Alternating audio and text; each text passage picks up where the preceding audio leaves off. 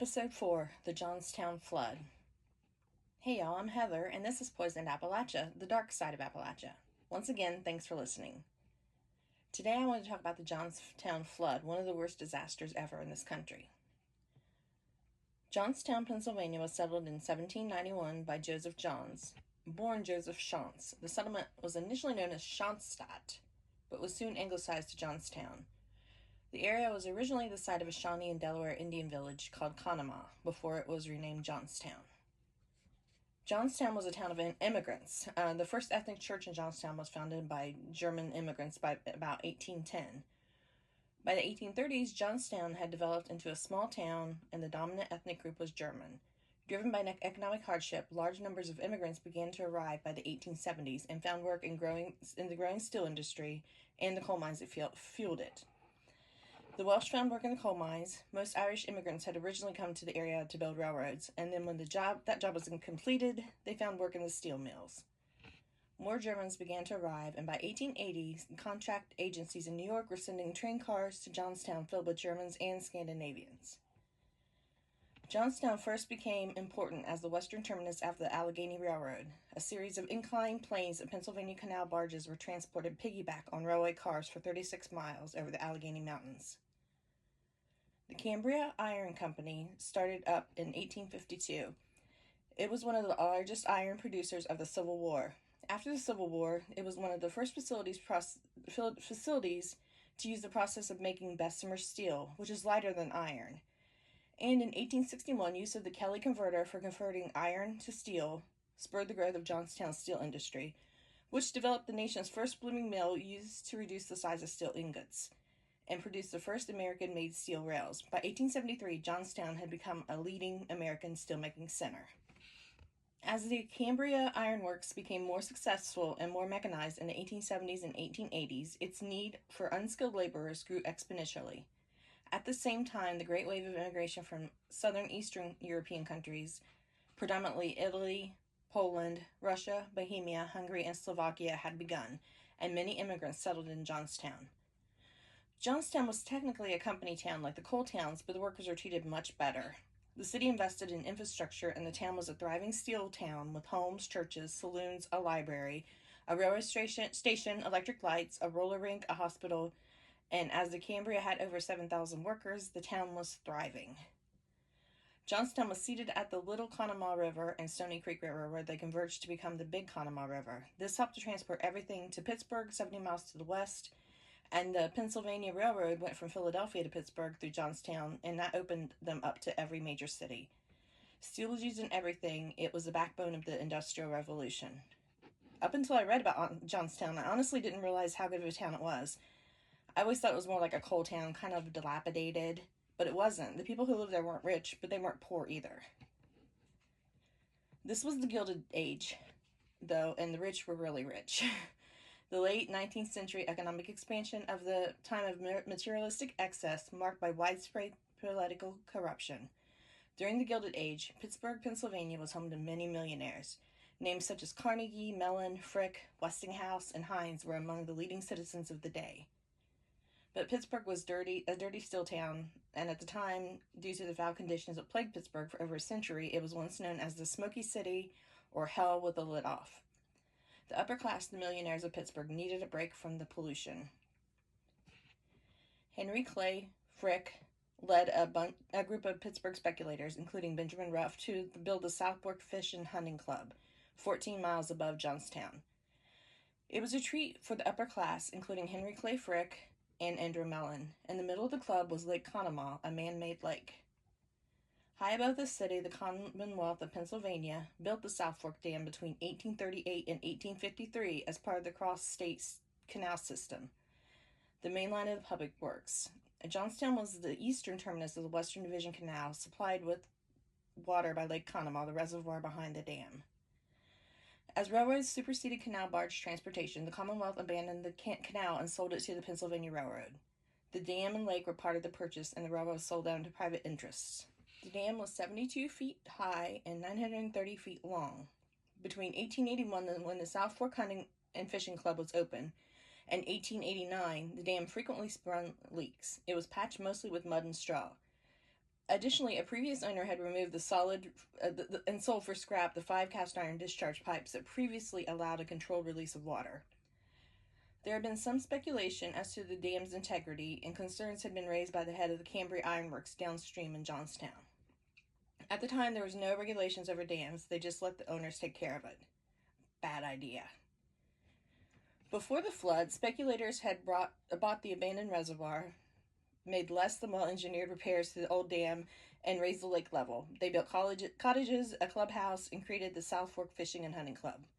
Members of this exclusive and secretive retreat in the mountains were 61 wealthy Pittsburgh steel and coal financiers and industrialists, including Andrew Carnegie, Andrew Mellon, Philander Knox, John George Alexander Leishman, and Henry Clay Frick. Daniel Johnson Morrell of the Cambria Ironworks of Johnstown also became a member, ostensibly to monitor the condition of the dam. Major eye roll there. They also lowered the dam to flatten it out so they could travel across it. It was lowered 3 feet at that time. They had stocked the lake with fish who kept getting out and down the spillway, so they created a grate to block the fish from escaping. Unfortunately, this captured all the debris from the lake so it couldn't escape. The dam was sturdy, but like most earthen dams, if the water ever went over it, it would break down and quickly and could collapse. So they took a fairly sturdy dam, lowered it, and made it structurally unsafe, and then blocked the spillway so no water could get out of it. They should have known that it was a disaster in the making, and maybe they did, but obviously they didn't care. But they lived in luxury up at the club. By 1889, 16 cottages had been built along the lake, as well as boathouses and stables. The cottages were set out in orderly line among the trees, not very far apart, and only a short way back from the water. They looked far too substantial, really, to be called cottages. Nearly every one of them was 3 stories tall, with high ceilings, long windows, and a deep porch downstairs. Not even the largest of them was dwarfed by the clubhouse. It had enough windows and more than enough porch for 10 houses. There were 47 rooms inside. The club fleet included 50 rowboats and canoes, sailboats, and 2 little steam yachts. So as you can see, they had plenty of money to build the best resort around, but they didn't even take time to think about the safety of others. Honestly, not much has changed with the rich and wealthy all this time. So this is a disaster in the making. One day it started raining and it didn't quit, Forrest Gump once said. I'm sure the people of Johnstown could commiserate. A low-pressure system came up from the Gulf of Mexico. The rainstorm began that May 30th and was the worst in the recorded history of Johnstown. 6 to 10 inches fell in a 24-hour period. It started flooding in the lower part of town, which was common. Deforestation added to the flooding at the time and narrowing of the rivers with dirt and from building the structures. So they were used to that. Up on the mountain, the lake began to fill with water. There are reports that it was rising as much as an inch an hour from all the rain. Elias Unger, who was in charge of the dam, realized that he had a pretty big problem. The lake was only a couple inches from the dam and at that point. They then tried to warn the people of Johnstown by telegraph, but the town, having heard many times before that the lake would overflow, mainly ignored it. At 3 p.m., the dam overflowed, and at 3:15, it gave way. The lake was 2 miles long, a mile wide, and 70 feet deep at that time, and held over 20 million tons of water. It took 40 minutes for the lake to empty, and at the time, the force was as strong as Niagara Falls. Once it started, nothing could stop it. The flood ran down South Fork Creek to the Conemaugh River. The telegraph reporter there, Emma Ernfield, said it looked like a mountain headed towards the town. It destroyed everything in its path, picking up the debris and carrying it with it. The force of the flood crushed everything when the flood hit the town of East Conemaugh. It wiped out the Pennsylvania Railroad depot and killed passengers on all of the trains. The trains were carried off by the flood, houses were ripped off their foundations, and in the next town of Gautier, there was a huge barbed wire factory, and it destroyed it, taking thousands of barbed wire in its wake. Thousands of feet of barbed wire in its wake. So when I was a kid, I thought it was called barbed wire, and I occasionally have caught myself just saying that. But anyways, this wall of water and debris and barbed wire all came barreling down on Johnstown at 30 miles per hour. They said it was like a tsunami with the top of the wave continually crashing down. Because of this, some of the victims were crushed to death rather than drowning. Not a good way to go either way, I would say. It took an hour for the flood to hit Johnstown. It hit the city with a speed of 30 to 40 miles per hour. It slammed into Johnstown, wiping out anything it hit. One survivor stated that it felt like the winds of a hurricane preceding the water. The flood was so powerful that it ripped the clothes right off of many of its victims and put them at risk for hypothermia. It followed the path of the Conemaugh River until it hit a railroad bridge that crossed the river. Surprisingly, the bridge remained standing and didn't collapse, but now all of this debris piled up against it, creating a watertight dam. This caused the river to backflow up the Stony Creek, hitting the town of Kernville, and the rest of it went back up the Conemaugh, hitting Johnstown again, and it would wash back down and hit it again and again. It created a whirlpool that destroyed all that was left of Johnstown within 10 minutes. Finally, part of the dam created at the railroad bridge gave way and the water drained out. As if things weren't bad enough, the rest of the debris at the railroad bridge caught on fire. Unfortunately, some people had survived the flood, but now they were trapped there, and 80 people were burned alive. An eerie orange glow covered the landscape. The bridge is still standing and is still in use to this day. The next day, the water receded, and the destruction became more clear. Survivors started coming out of where they had been when the flood hit. Because everything was destroyed, the survivors were left without food, medicine, or clothing. Nearly 500 of those survivors died from typhoid and contaminated water in the aftermath. The final death toll of the flood and the aftermath was over 2,200 people. Looters started searching the dead for money and valuables, which created other survivors to enforce the vigilante justice. And finally, martial law had to be incorporated. The cost of the damage of the flood was over $1,700 million, which would be like about $500,000 today $500,000 in today's money. When news of the flood came out over the news, help started coming in. A lot of private citizens were helping, as well as the National Guard. The railroad repaired the tracks as fast as they could, and relief began coming in on the railways. The railways brought the Red Cross, headed by Clara Barton. Clara Barton was famous for her efforts during the Civil War and was called the Angel of the Battlefield. She started the American chapter of the Red Cross in 1881, and this was the first major disaster they helped with. The Red Cross organized a 3-story hospital, and they built warehouses and survivor accommodations. Clara Barton stayed there for 5 months helping. Crews worked for months cleaning up debris. Some of the worst was at the railroad bridge. All of the barbed wire held the wreckage together, and it was almost impossible to clean up. They eventually had to use dynamite to get it cleared out. Over 2,200 people were killed, and as late as 1911, they were still discovering dead bodies, or at least skeletons. And bodies showed up as far as Cincinnati, Ohio, over 350 miles to the west. Most of the bodies couldn't be identified, so they were all buried in Grandview Cemetery, a cemetery up on the hill with unmarked graves. So were the millionaires who ran the South Fork Fishing and Hunting Club forced to pay millions in damages? Were they fined for negligence? Were they charged for homicide or murder? What do you think? That's right. They're rich so they can buy their way out of anything. No one was found guilty of anything because they could not conclude that they were deliberately negligent. Several lawsuits were brought forth over the years, and they were all dismissed. I guess when you're wealthy, you can get away with murder. And of course, they shut the club down quickly and left the area. When the dam broke on May 31st, 1889, about half a dozen members were on the premises. As it was early in the summer season, there wasn't that many there. They left immediately following the disaster, and the club members were largely silent about this tragedy. A small crowd of angry flood survivors went to the club and broke into one of the buildings, breaking windows and destroying furniture, but no major damage was done.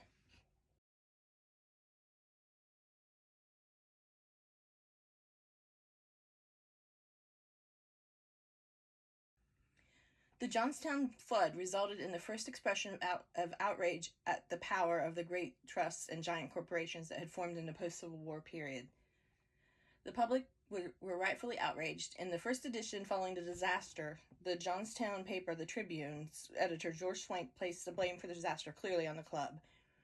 "We think we know what struck us, and it was not the work of Providence. Our misery is the work of man." A New York Times headline read, "An engineering crime, the dam of inferior construction, according to the experts." And a New York World headline on June 7th declared, "The club is guilty." However, most news articles did not mention club members by name. I will say I did read this in the immediate aftermath of the tragedy. The club contributed 1,000 blankets to the relief effort. A few of the club members, mostly Robert Pitcairn, served on relief committees.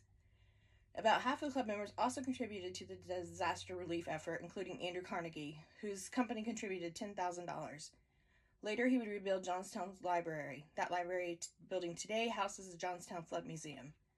However, no club member ever expressed a sense of personal responsibilities for the disaster. So I guess there's that. Some of the aftermath of the events surrounding the Johnstown flood did help our justice system come up with new legal standards called strict liability, which means if a dam failed, that the owners would be held financially responsible for the damage the flood caused, whether or not it was due to negligence. Eventually, the town was fully rebuilt. Within a year, the Cambria Ironworks was back up and running.